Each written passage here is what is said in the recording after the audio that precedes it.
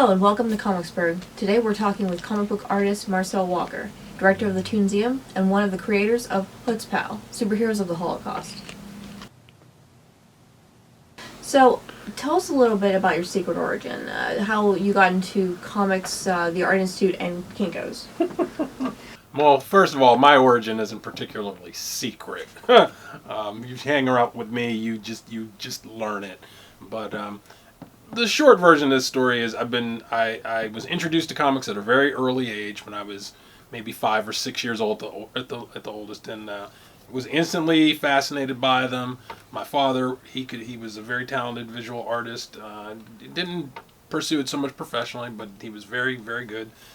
And he was also interested in comics, so he introduced me to them.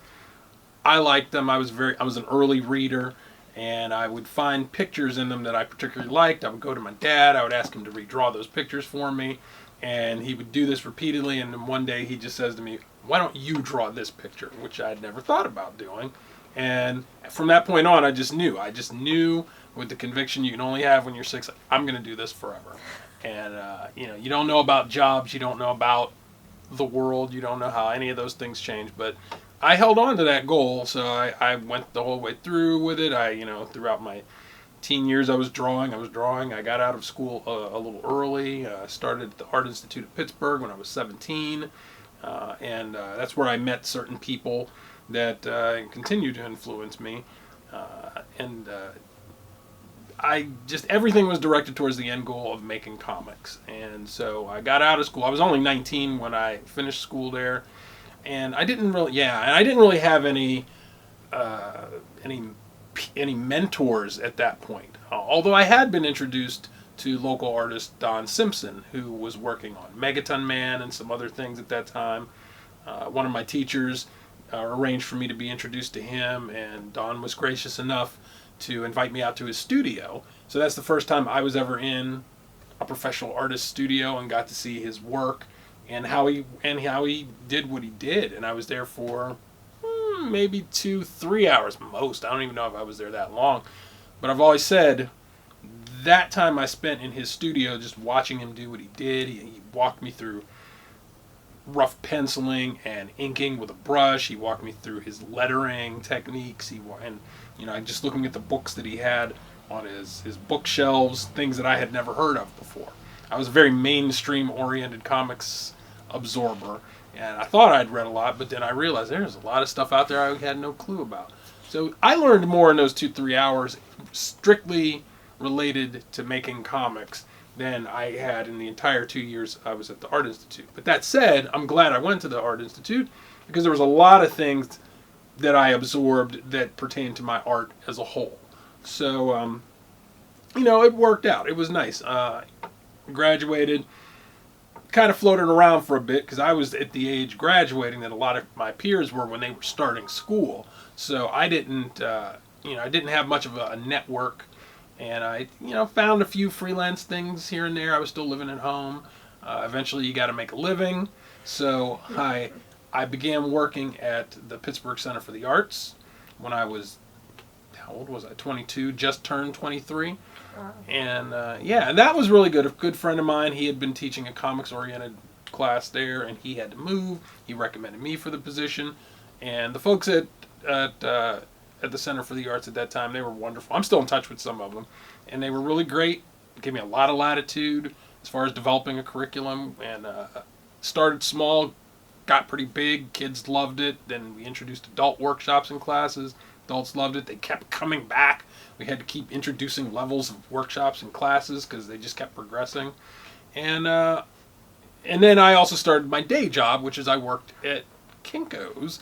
I worked at the branch that was in downtown Pittsburgh on Grant Street, and that was more years ago than I care to admit. But I still have people who recognize me specifically from there because I was there for a long time. I was there well over 10 years. So.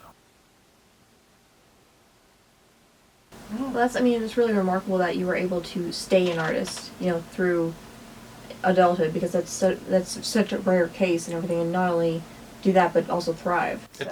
It's hard, and it's not. I didn't jump right into the thriving part, but I never let go of the artist part. That just wasn't negotiable.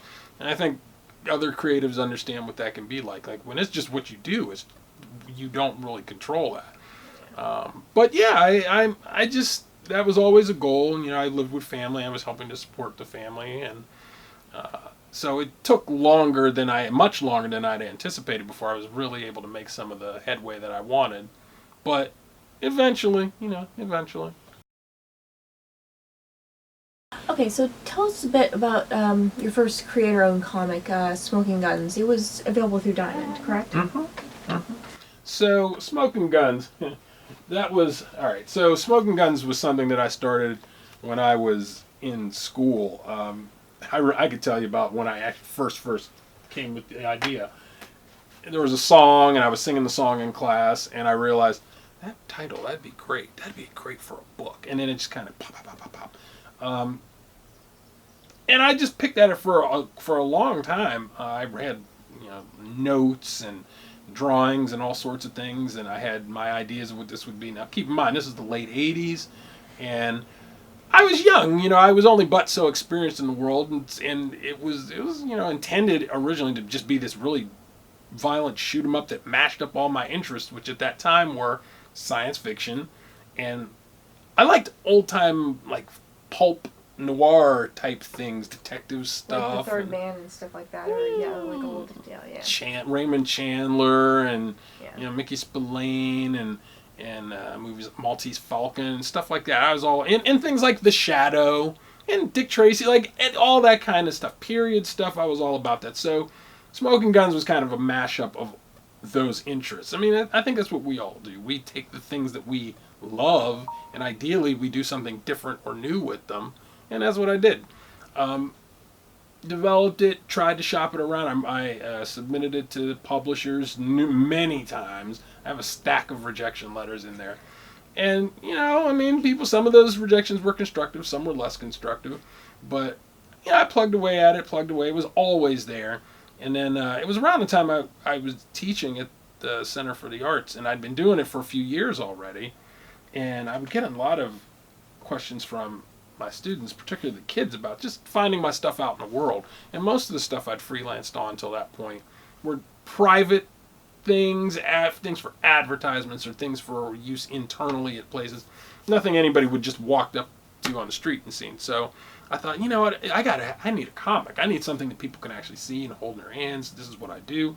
So I did the diligence, I did the research, how you do it and where do you go. And I knew about the distributors, but I actually made some inquiries with local retailers about how does this work? How do you get the product in your hands? And some of it I ended up being far more intuitive about than I realized. But yeah, I was able to get it listed with Diamond. It's just one shot. It's literally called Smoking Guns One Shot, the first issue, because I went back to formula and just did a single issue, which was a self-contained story. So I could just have the experience of making something from beginning to end and getting it out there. And I from somewhere in there, I remember hearing there were some copies of it that were ordered as far as England. So it was out there. Didn't sell a ton, but it sold. So yeah. Tell us a bit about your history doing freelance illustration and working for the City Paper and other places. Well, I've always had freelance illustration projects and clients, and right out of the gate, when I left the Art Institute, I had one of my instructors was wonderful in helping me find and follow through on a couple of assignments, because I've never done that before. And then over the years, just things found me. Things, think that happens, and that's continued kind of to the present. My second job, the one after I left Kinko's, my second day job, internally, eventually the people there working there discovered that I could draw, and that was a very executive-oriented business place, and that was a first for me. So, but once they discovered I could draw, there were projects that they were able to ask me to work on, and that relationship continued even after I left. That was some of my. That was in 2012. I still just got freelance work from them. They actually paid me better after I was no longer an employee than when I was working for them. So, but it worked out. And Pittsburgh City Paper, they're one among other clients that I've worked for, but I almost don't even consider City Paper to be a client. I almost consider them to just be a partner, because they're great. I do everything, anything I can do to support them, I'm going to do, because they just do a tremendous job, and they always promote me and my work and the things I'm involved in such a positive light. Tell us a bit about Hero Corp, the Hero Corp universe, and your superhero character, the Pro. It was set in Pittsburgh, right? Mm-hmm. So most of my projects intersect with other projects. They don't have a... Smoking Guns was unique, because I can tell you the moment that I came up with that idea, like that big bang. But the rest of them, they sort of just happen over time, and Hero Corp was kind of like that. What it boils down to is the main character in that universe is based on me. So he is me. Much as Matt Wagner has Mage and the main character is him, that's my main character in Hero Corp. And he's essentially the Superman of that universe, because I'm obsessed with Superman, and that's what he is in that world. So it's set in Pittsburgh. In the book, it's called New Pittsburgh. And all the other superheroes are based on friends, real-life friends of mine, who I've also worked with. So that working life was a big component of it, because in the Hero Corp universe, all the superheroes work for the company Hero Corporation International. So that's where the book gets its title. Like a trip. I love that. Yeah. There's an event, and people get powers, and my guy gets his powers first, and then they kind of draft him in, and he's working, and he's like a big... What also Hero Corp was about is, I have issues with corporate America. So this was a chance for me to address that in comics, because that's what comics do best. They allow you to address real world things. And so, I get to work with my friends in the comic, and I'll tell you what, it's kind of trippy to work on that. When I do, it's been a little while since I've gotten back to Hero Corp. I'm way overdue getting back to it. Last time I worked on Hero Corp, I had hair, so go figure. But it was weird. Like when I worked on the first issue, I actually took a couple months off from work. This was while I was working at my post Kinko's job. Even though while I was at Kinko's, that's where I first started picking at this idea and making heroes based on friends and all that kind of thing. But I'm working on the first issue formally here in the studio, and I realized, they want to know about it too.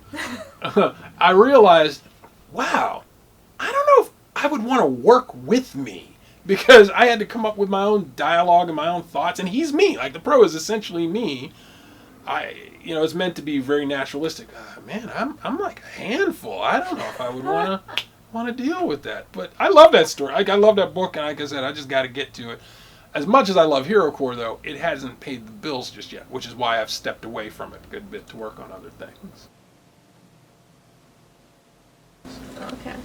Oh, that's awesome to hear. How did the Hutzpal series originate, and who's involved with it? What are some of the themes about it? So Hutzpal, which is like my favorite thing, and that has actually evolved into my being my work now. So Hutzpal, Superheroes of the Holocaust, it's a publication of the Holocaust Center of Pittsburgh, and it originated from there was a committee that formed. This would have been at the late 2013. With the idea of revitalizing, revisiting Holocaust education. Most Holocaust education up to that time focused on the atrocities of World War II, of the Holocaust. And as such, it almost exclusively portrayed the people who'd gone through that experience as victims, and just as that. The goal with Hutzpal has, from the outset, has been to reframe that narrative and to show and portray and tell the stories of people who went through it as heroes, because the act of survival alone was a heroic act, and then there are people who went beyond just their own survival, who helped others, and the attempt to survive, whatever one did, was heroic. So we purposely reframed that narrative, and it started the first issue with us telling the stories of people who settled here in Pittsburgh, so Holocaust survivors who ultimately settled here in Pittsburgh. Mm-hmm. We told 5 individual stories, and it was intended to be a series, so it's become a series. So we've done 4 issues so far. Each issue is thematic, focuses on a different aspect of the Holocaust. As an example, Volume 4 focuses specifically on women's stories because we felt like we needed to specifically examine that and what women endured then that set it apart from men's experiences, because there were a number of aspects. And we'd like to showcase a range of stories too, because it's such a broad subject. There's no one way to get it. We could tell 100 stories and we still wouldn't cover it all. But we try to select a number that give a good representation of things and that are engaging. And a number of artists work on every issue. We had 10 artists and writers working on this most recent issue. I'm still the lead project artist. My friend Wayne Wise, who was on that original Hutzpal committee, and he actually named the project. Wayne is still the lead project writer, and we're always bringing new people on board the project, and it's evolved, and I originally started as just one of several artists working on it. A couple of years in, they had created a position on staff for me. So it is my day job working on comics and making comics and getting paid for it. Well, that's fantastic, and I mean, it's really fascinating, and it's a really different take on the Holocaust. Like you said, we so often portray them just as victims, and yeah. So, but tell us a little bit about the Tunzium, which was downtown for several years. Who started it? How do you get involved, and what's it going to do for the future? So the Tunzium was one of the original partners with Hutzpal, and so the first issue was actually a co-publication between the two entities. Tunzium is a non-profit, originated as the Museum of Cartoon Art here in Pittsburgh, somewhat similar to the Cartoon Art Museum in San Francisco, and there's the Billy Ireland Museum in Columbus, Ohio. It's along those lines. It's a very exclusive group. There's not a whole lot of places that are like it. Tunzium was founded by Joe Woes in 2007, I believe, and I have almost pretty much from the Tunzium's inception, I've been involved with it in one capacity or another. Did a lot of volunteer things with them. I donated artwork, helped recruit artists for projects. I served on the volunteer committee for their annual fundraiser several times over. So, and I had enough of a relationship with enough of the people involved with the Tunzium's leadership, people on the board, staff members, that about 4 years ago I was asked to join the board, and which I did. And I saw myself as more or less a community artist liaison at the time, but my role evolved over time. So I became, about a year and a half or so ago, I became the Tunzium board president. So, Tunzium's undergone a number of changes in that time. We no longer have our physical space downtown. We used to be in the cultural district, and we had a lot of successes down there. That was due to a lot of contributions from a lot of people. But our team has shrank since then, and like I said, we no longer have a physical space, but we're still maintaining our presence. We still have programs that we do. We've had to scale back tremendously, especially in light of the pandemic. Which has hurt. It's affected a lot of businesses and nonprofits. Fortunately, the Tunzium's been able to weather the storm so far. We still exist. Yeah, we still have plans, and we're still forging ahead and forging partnerships and allies in the community. We're still dedicated to the community, and now we have a specific focus on working with marginalized communities and members of our community. And we actively want to engage with more people who have not been as engaged with the Tunzium and with comics culture as a whole. So, we're looking to engage with more people of color, more black people, with more women, with more members of our LGBTQIA plus community, with more people who have handicaps, with all those other people who have not been as included in what we've been doing. We want to work more directly with them. We want to be of service to those communities. We want to be a far more notable community and cultural partner. Well, that's one thing I wanted to mention. Back whenever it did have a physical space, I was at the Toonseum when they were doing something. But it was themed around not only female-led stories, but female superheroes and just female women who were doing comics at the time. And I think that's one thing that's it's distinctive to comics in general, is that it's a very different kind of animal when it comes to the art world, and it's sometimes and ironically sometimes a marginalized one. Oh, sure. So so I really admire what what you were setting out to do with that, and that's really fascinating to me. Well, that's appreciated. I mean, comics exist in this weird nexus in that they've always appealed to all sorts of people from all backgrounds, always, since their inception. At the same time, historically, they've been guided until fairly recently in their history, by white men, and so they're problematic. And when you look at their content historically, it reflects that. So, comics they've come a long way, and there's so many wonderful creators out there working in the medium and doing great things. We want to help bring some of that to light. We want to continue to help comics evolve as a medium and as an art form. There's wonderful people, a number of whom reside right here in Pittsburgh, and we want to make sure that they have the exposure that they deserve, and that we bring new voices into comics. So we've got a big mission ahead of us, but it's worth it. It expands our cultural voice being able to do so. That's cool. That's awesome. What is your most current project, and can you tell us what to look out for? I'm always working on things. Well, so we're putting the finishing touches on Volume 4. Volume 4 of Hutzpal was released in an advanced version at the beginning of the year.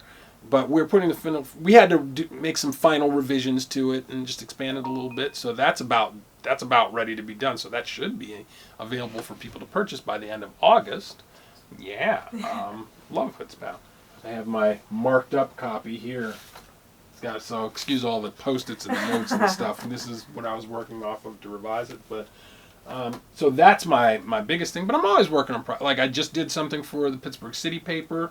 They have I'm going to totally mangle the title of it, but you can look it up and we'll put links and stuff. Their Yinzerific over-the-top coloring book.